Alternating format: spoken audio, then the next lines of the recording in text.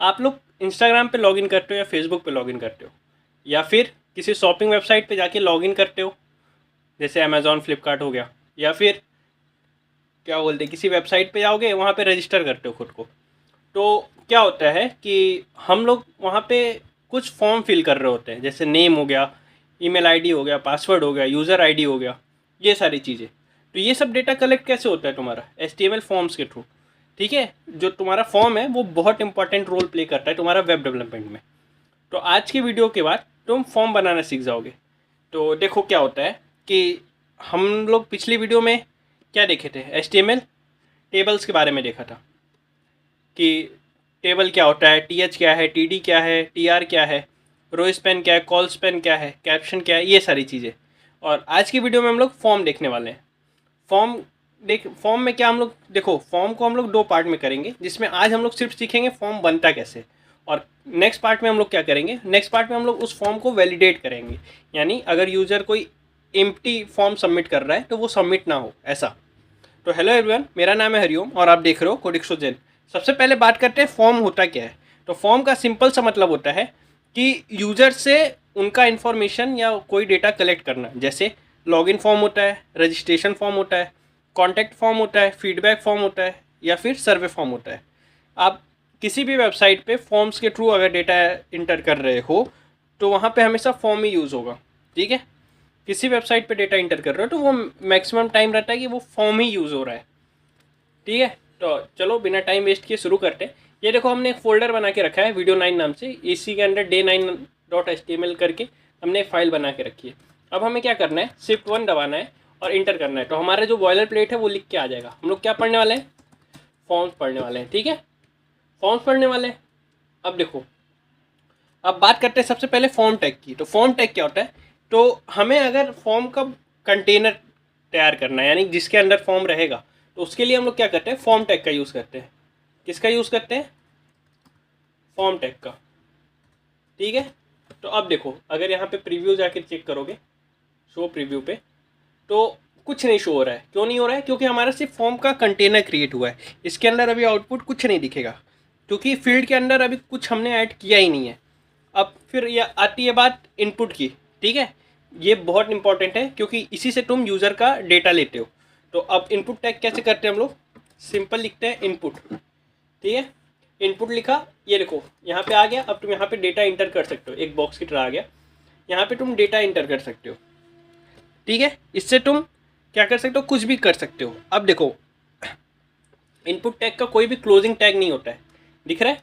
अब मान लो तुम चाहते हो कि इसका टाइप हो, तो टाइप कैसा रहे, तुम कैसा डेटा स्टोर करना चाहते हो, टेक्स्ट। तो इसके अंदर क्या होगा, टेक्स्ट डेटा स्टोर होगा। ठीक, तो इसके अंदर टेक्स्ट डेटा स्टोर होगा। ये टाइप जो है तुम्हारा, ये डिसाइड करता है कि तुम्हारा जो इनपुट है वो कैसा होगा। ठीक है, जैसे पहला हमारा टेक्स्ट इनपुट हो गया। ठीक है, तो इससे क्या होगा कि तुम्हारा जो भी रहेगा डेटा वो टेक्स्ट के फॉर्म में रहेगा। जैसे यहाँ पे मान लो हमने लिखा नेम, अब इसके अंदर हरिओम लिख दो। ठीक, तो ये क्या है, तुम्हारा टेक्स्ट के फॉर्म में डेटा ले रहा है ना। जैसे रियल नेम में क्या होता है, तुम्हारा यहाँ पे नेम की जगह क्या पूछ देता है, यूज़र नेम बोल देता है। तो फिर यूज़र नेम के बाद तुम यहाँ पे अपना यूज़र नेम डालते हो ना, जो भी रहता है, जैसे 1022 ऐसे करके यूज़र नेम डालते हो। तो ये क्या है, कॉलेज नेम हो गया, सिटी हो गया, ये सारी चीज़ें लेता है। अब मान लो कि तुम चेंज करते हो, मान लो यहाँ पे लिखते हैं पासवर्ड। ठीक, पासवर्ड लिखा, इनपुट टाइप में क्या लिख दिया, पासवर्ड। अब देखो यहाँ पे कैसे स्टोर होगा, तुम कुछ भी डालोगे वो हमें दिखेगा नहीं। क्यों नहीं दिखेगा, क्योंकि हम लोग डेटा कैसे स्टोर कर रहे हैं, पासवर्ड के फॉर्म में स्टोर कर रहे हैं। हमने उनका टाइप क्या रखा है, पासवर्ड रखा है। ठीक है, एक ये होता है जिससे क्या होगा, हम जो भी टाइप करेंगे वो कैसा दिखेगा, डॉट के फॉर्म में दिखेगा। देखो डॉट की तरह दिख रहा है, हमें कोई भी डेटा दिख नहीं रहा है। इसका यूज़ क्या होता है, इसका यूज़ होता है हमारा स्क्रीन पर विजिबिलिटी ना हो, जिससे सिक्योरिटी इंप्रूव हो उसके लिए। अब मान लो कि तुम्हें ईमेल चाहिए। ठीक है, क्या चाहिए, ईमेल के लिए चाहिए। तो ईमेल के लिए क्या करोगे, इनपुट टाइप ईमेल। ठीक है, अब इससे क्या होगा, मान लो यहाँ पे बी आर, ब्रेक लाइन लगा दो, फिर यहाँ पे भी बी आर,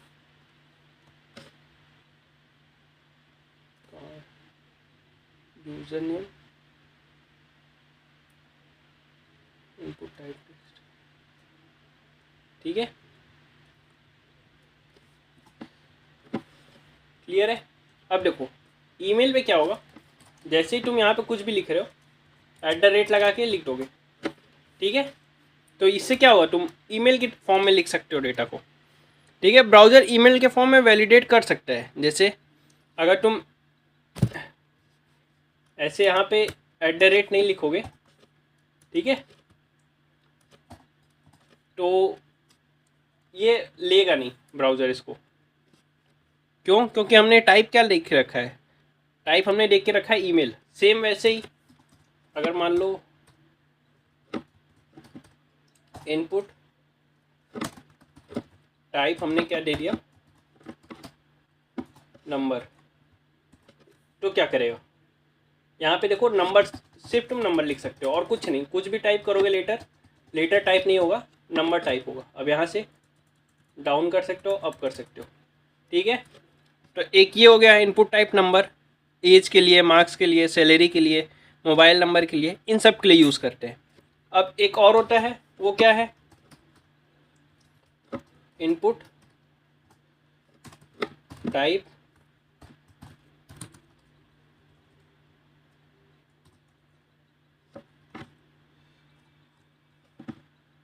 इनपुट टाइप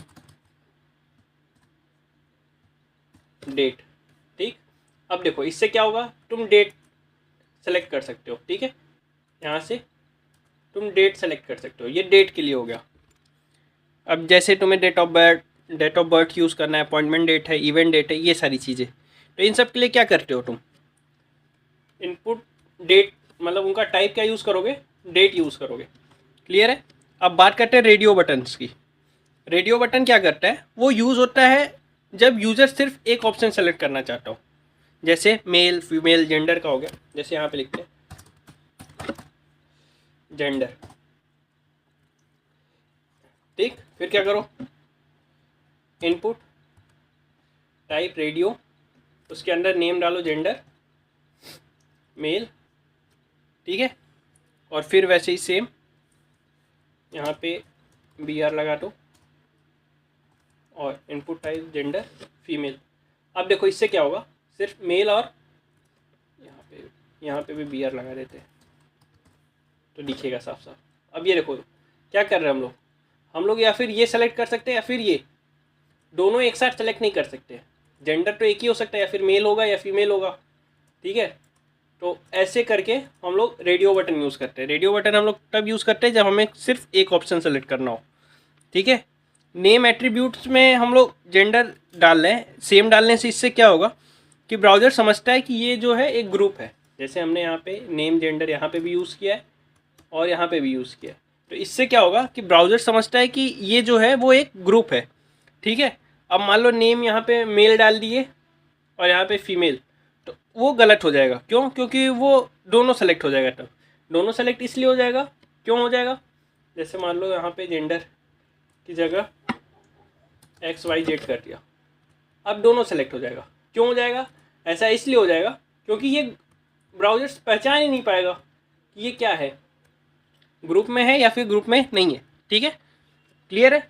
अब बात करते हैं अगले इनपुट की। अगला इनपुट टाइप क्या है, चेक बॉक्स। चेक बॉक्स क्या करता है,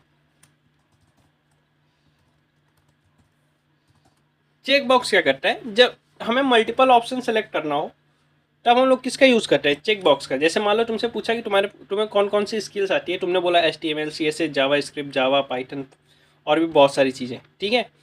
तो ये क्या करेगा, ये तुम्हें मल्टीपल सेलेक्ट करने का ऑप्शन देता है। जैसे मान लो हमने लिखा है यहाँ पे कोड, ठीक, फिर इसमें क्या किया, इनपुट टाइप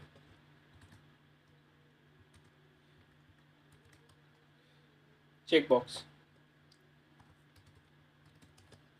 ठीक है। हमने क्या किया, इनपुट टाइप लिखा चेक बॉक्स, और यहाँ पे क्या कर दिया, HTML, फिर BR टैग लगाया, फिर इसी को कॉपी किया, Ctrl+C, Ctrl+V, Ctrl+C, Ctrl+V, Ctrl+C, Ctrl+V, ठीक है। अब HTML है, यहाँ पे क्या कर दिया, CSS कर दिया, यहाँ पे क्या किया, जावा स्क्रिप्ट कर दिया, यहाँ पे क्या कर दिया, जावा कर दिया, ठीक है। तो अब देखो ये क्या हो रहा है, अब देखो क्या हो रहा है, हमारे पास मल्टीपल ऑप्शन चेक बॉक्स की तरह आ गए। अब मैं इनको सेलेक्ट कर सकता हूँ, ठीक है, मल्टीपल ऑप्शन सेलेक्ट कर सकता हूँ। अब पूछा मुझसे कि मान लो इन चारों लैंग्वेज में से तुम्हें कौन कौन सी लैंग्वेज आती है, मान लो कि मुझे जावा स्क्रिप्ट नहीं आता है, तो HTML, CSS, जावा, मैंने 3 सेलेक्ट कर दिया, ठीक है। तो ये चीज़ कैसे होती है, हमारी चेक बॉक्स के थ्रू होती है। किसके थ्रू होती है, चेक बॉक्स के थ्रू। हमने पासवर्ड देख ही लिया कि इनपुट टाइप हमने चेंज किया पासवर्ड, और हमारा पासवर्ड डल गया, ठीक है, क्लियर है, चेक बॉक्स। अब देखो रेडियो बटन और चेक बॉक्स में अंतर क्या है, सिंपल सा है कि अगर तुम्हें सिर्फ एक ऑप्शन सेलेक्ट कराना है तो तुम क्या यूज़ करोगे, रेडियो बटन, और मल्टीपल ऑप्शन सेलेक्ट कराने हैं तो चेक बॉक्स, क्लियर है। आई होप आपको क्लियर हो गया होगा। हमने क्या क्या पढ़ा, इनपुट फील्ड, टेक्स्ट पढ़ा, फिर पासवर्ड पढ़ा, उसके बाद ईमेल पढ़ा, ईमेल के बाद नंबर पढ़ा, डेट पढ़ा, उसके बाद रेडियो बटन पढ़ा, उसके बाद चेक बॉक्स पढ़ा। तो आज हमने इतना पढ़ा है, ठीक है। अब मान लो कि इंटरव्यूअर क्वेश्चन पूछता है तो वो कैसे जवाब करोगे। मान लो तुमसे पूछा फॉर्म टैग क्रिएट करने के लिए कौन सा टैग यूज़ होता है, फॉर्म क्रिएट करने के लिए, तो तुम क्या बोलोगे, फॉर्म टैग यूज़ होता है। अगर इंटरव्यूअर पूछा कि यूज़र से इनपुट लेना है तो कौन सा टैग यूज़ करोगे, तो इनपुट टैग। पासवर्ड फील्ड के लिए क्या ही करोगे, तो इनपुट के अंदर तुम टाइप क्या लिखोगे, पासवर्ड। रेडियो और चेक बॉक्स में डिफरेंस क्या है अगर तुमसे पूछा गया, तो रेडियो का मतलब क्या होता है, सिंगल सेलेक्शन, और चेक बॉक्स का मतलब होता है मल्टीपल सेलेक्शन। यानी जब तुम्हें सिर्फ सिंगल वैल्यू सेलेक्ट करवानी हो तो रेडियो यूज़ करोगे, और जब तुम्हें मल्टीपल वैल्यू सेलेक्ट करानी है तो चेक बॉक्स। और फिर ईमेल इनपुट करने के लिए हम लोग क्या करते हैं, टाइप को मेल करते हैं, ठीक है। टाइप जो होता है उसके अंदर हम लोग क्या लिखेंगे, मेल, ईमेल लिखेंगे, ठीक है। टाइप के अंदर ईमेल लिखते हैं हम लोग, क्लियर है। अब एक असाइनमेंट है, तुम्हें क्या करना है, एक फॉर्म बनाना है, रजिस्ट्रेशन फॉर्म, जिसके अंदर नेम होगा, ईमेल होगा, पासवर्ड होगा, एज होगा, डेट ऑफ बर्थ होगा, जेंडर होगा और स्किल्स होंगे। इनको बनाओ और चेक करो ब्राउज़र पे कि तुम्हारा फॉर्म बन रहा है या नहीं बन रहा है, ठीक है, क्लियर है। तो आज के वीडियो में इतना ही, आई होप फॉर्म बनाना आपको आ गया होगा। नेक्स्ट वीडियो में हम लोग इसके सेकेंड पार्ट में हम लोग देखेंगे text area, label, select, option, button, required, place holder, ये सब चीज़ें क्या होती हैं, ठीक है, और फॉर्म को कैसे वैलिडेट करते हैं। तो आई होप आपको वीडियो अच्छी लगी होगी। वीडियो अच्छी लगी होगी तो वीडियो को लाइक करना, दोस्तों में शेयर करना, और चैनल सब्सक्राइब जरूर कर देना, ठीक है। और फॉर्म बना के एक बार कोशिश ज़रूर करना कि फॉर्म बन जाए, वैलिडेट हो जाए, ठीक है, फॉर्म बन जाए ताकि हम लोग नेक्स्ट पार्ट में उसको वैलिडेट कर सके। तो मिलते हैं आपको अगली वीडियो में, तब तक के लिए बाय बाय। चैनल सब्सक्राइब जरूर कर देना।